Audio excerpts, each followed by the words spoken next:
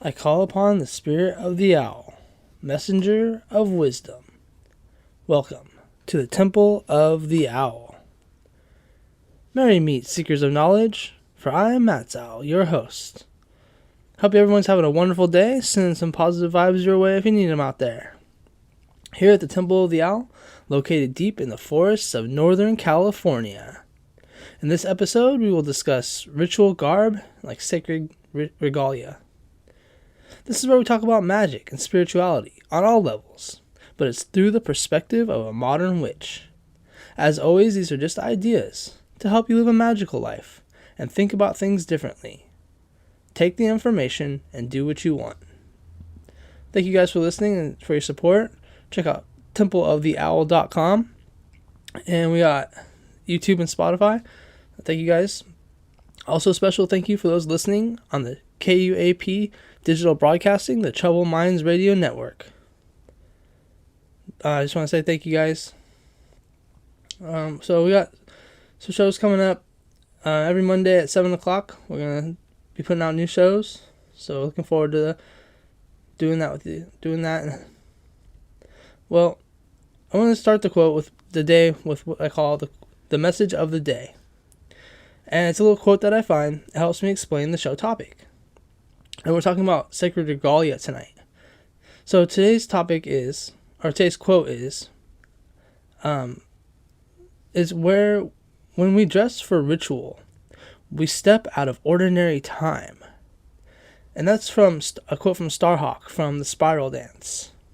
And I kind of feel that because she's talking about how when you put on a ritual regalia, we're going into a different time. So we're going to talk about this tonight. What does it mean and why does it work? We're talking about ritual garb, the clothing of the sacred self.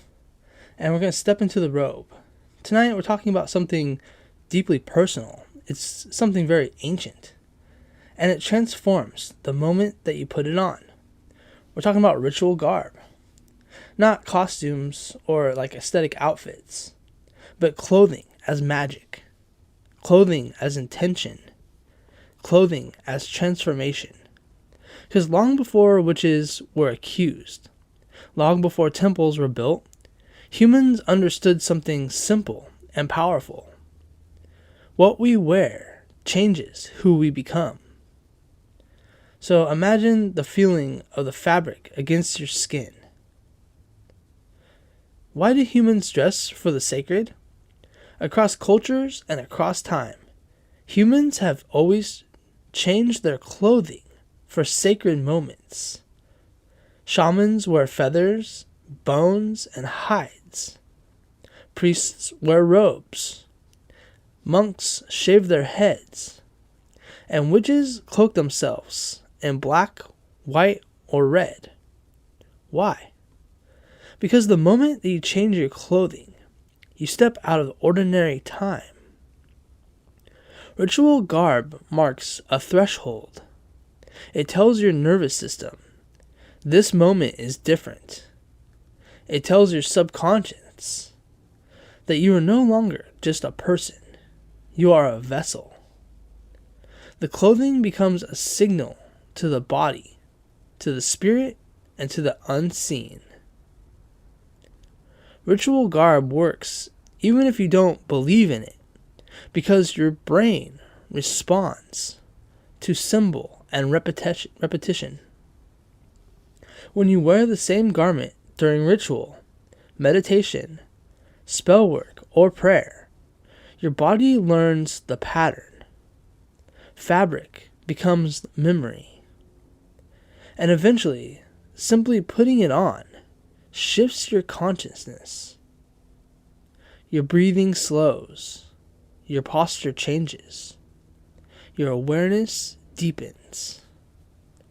And this is why ritual garb is powerful, even in modern practice. It creates an instant altered state. Now, in many magic traditions, the practitioner takes on a magical name. It's like a persona that they wear in ritual to separate themselves from the mundane during the magical work. Our magical persona names invoke power. It tells the universe that we are here to make magic at this time, and it's Matt's owl making the work, not Matt commanding the power. Just by putting on the clothing, it sets your body and mood for the work that's about to be done. We associate the clothing with magical power through a trigger. Now, removing the clothing resets you back to normal. Putting on and taking off the garb can take you in and out of magical states of consciousness.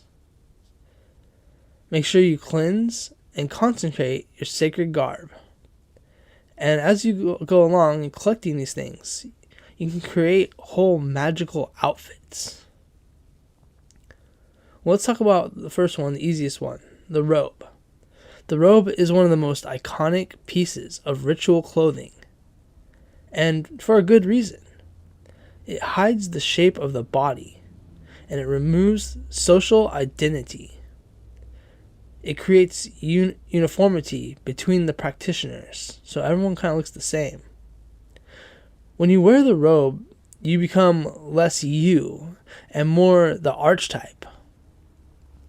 Black robes absorb energy and symbolize the void, while white robes reflect, cleanse, and protect.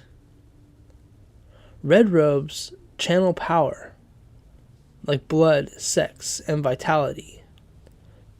Some witches wear robes only during ritual, never casually, and that separation matters, because magic lives in boundaries. Now, cotton and silk are the most sought-after material for robes, and you can inscribe them with symbols or sigils. Robes are shaped like a T, and cloaks have hoods. Now, head coverings are in every religion, from the yarmulkes in Jewish tradition to the feather headdresses of the Native Americans. The witch or the wizard is often seen with a pointed hat. And the pointed hat represents the cone of power, the energy raised and released during spell work.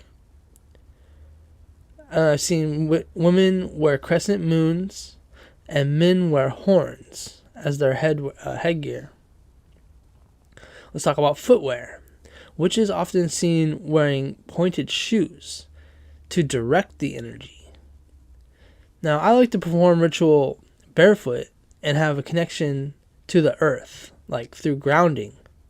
But if the terrain is difficult or there is dance involved in the ritual, choose the appropriate footwear for you. We also have masks. Masks are used in many shamanic traditions.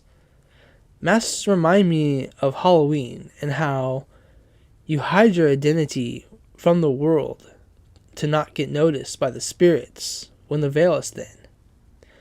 You can make or buy your masks and have it resemble your persona that you are becoming when you perform the ritual. Let's talk about the opposite of clothing, sky-clad, which is ritual nudity. Now, this isn't about shock. It's not about sex. It's about the truth. Sky-clad ritual removes status, hierarchy, shame, and performance. The body becomes the altar. In many traditions, nudity symbolizes equality, vulnerability, trust, and raw power. For some witches, clothing blocks energy. For others, it protects it. Neither is more authentic. What matters is tradition. Now, many ritual traditions remove shoes, and that's not random. The shoes separate us from the earth, and bare feet reconnect us. like grounding, stability. In some practices, special ritual shoes are worn. Pay attention to what touches the ground, because the feet carry power. Now the color is not aesthetic. The color is frequency. Black is for protection, void, shadow, and banishing. And white is for purification, spirit, clarity. Red is for power, blood, sex, and courage. Green for growth, fertility, and prosperity. Blue for calm communication and dreams. Purple for psychic ability, sovereignty, and mystery.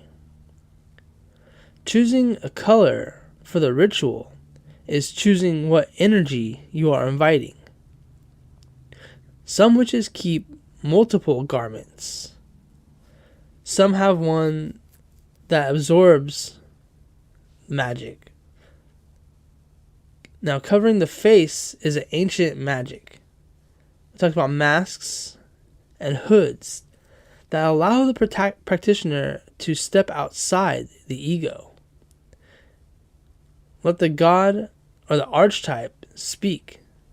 In some traditions, faces are hidden, so the magic flows freely and identity dissolves. The ritual becomes timeless. A hood pulled low can feel like crossing a veil. Let's talk about magical jewelry.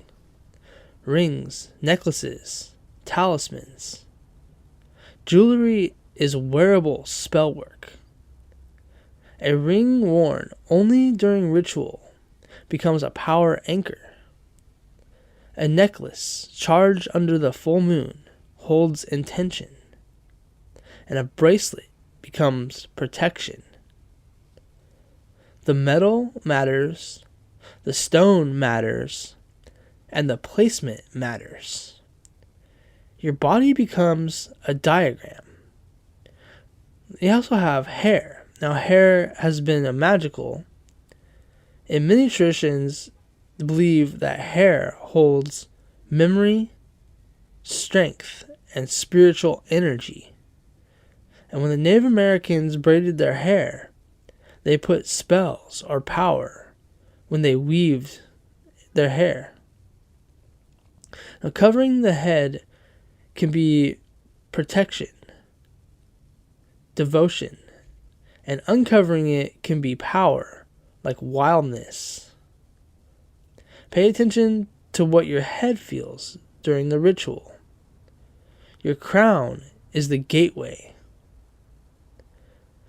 Now, some witches make their own garments and others find them. There's magic in both. Hand-sewn clothing carries intention, and found garments carry fate. What matters is the relationship. If the garment feels alive to you, it is. Ritual garb should be treated differently, not washed with regular laundry, not worn casually, and not handled without awareness. Store garments wrapped in cloth and cleanse them with smoke or recharge them under the moonlight. Your ritual clothing is a tool. Treat it like one. Ritual garb is powerful, but it's not who you are. Magic does not live in fabric. It lives within you. The clothing amplifies it. It does not replace. Never confuse appearance with power. Ritual garb is not about transformation. It's about signaling to yourself, to the unseen. Now, this movement matters. Whether you wear robes, jewelry, or nothing at all, or some old shawl every time, what matters is the intention.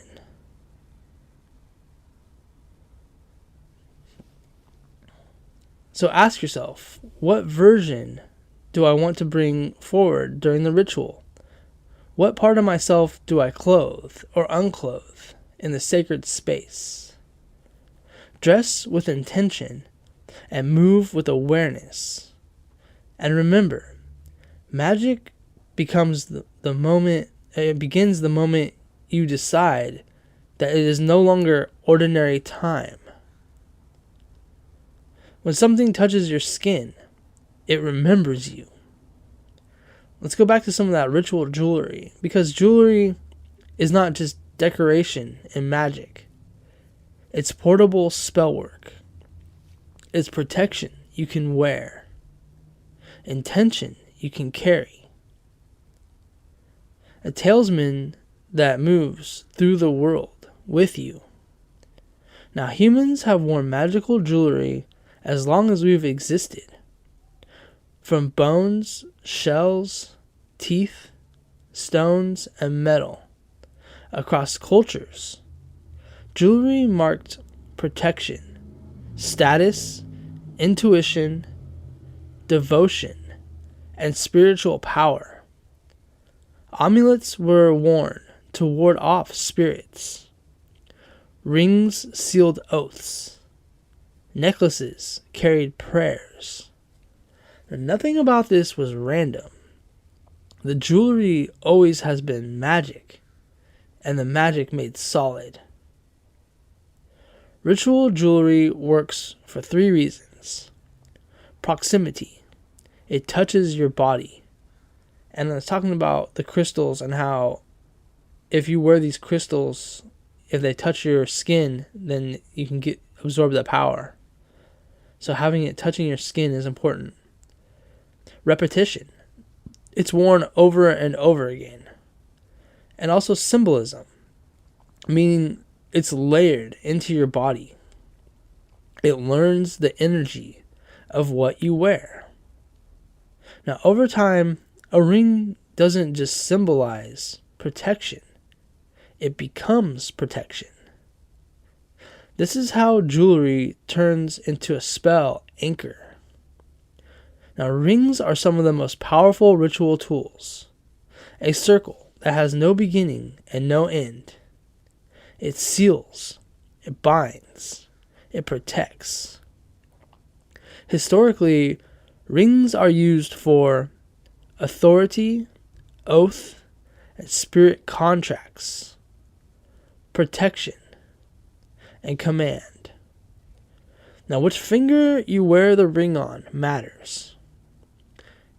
Your thumb is for willpower and manifestation. Index for authority and direction. Middle finger for balance and boundaries. Ring finger for love, devotion. That's why we have our ring fingers and our promise rings on our left, our pinky, ring finger.